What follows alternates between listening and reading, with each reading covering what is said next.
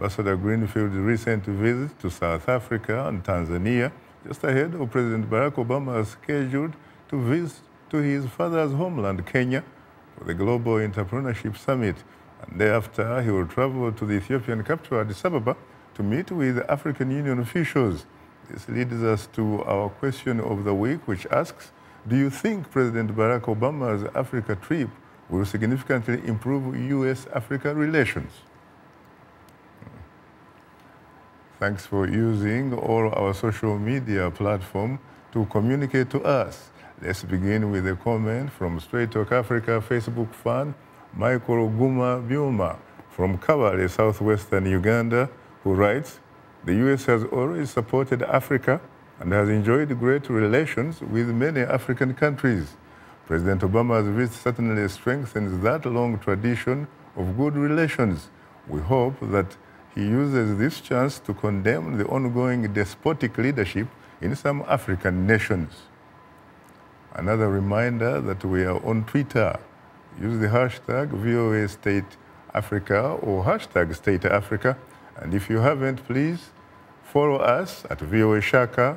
And speaking of it, let's go to a tweet from Sidney Gee of Queenstown, Eastern Cape in South Africa, who writes, he's been here before and committed millions of dollars to improve Africa, but Africa showed no vital signs of life in the ever after.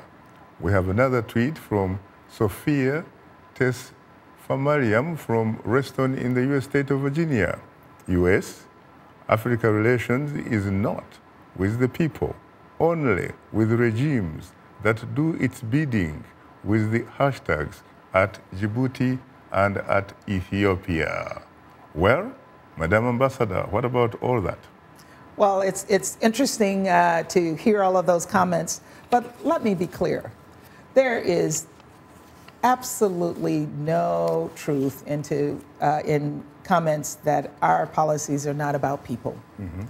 Our policies are always about the people of Africa. When we're promoting human rights, it's about the human rights of the people in the countries that we're working with. When we're promoting press freedom, it's about promoting press freedom for journalists in African countries. When we're paying millions of dollars to support humanitarian assistance programs, billions of dollars, that is about the people of Africa. Our development programs, Power Africa, these are programs that support people.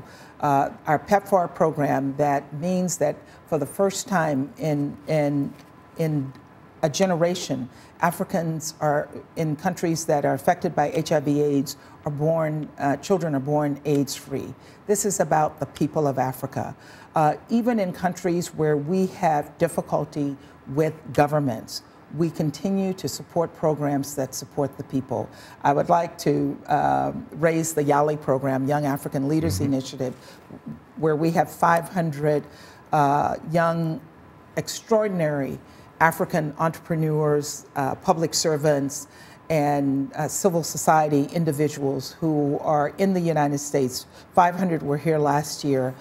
These are not government people. These are people who will go back into their communities and will make a difference in the lives of others that they meet with.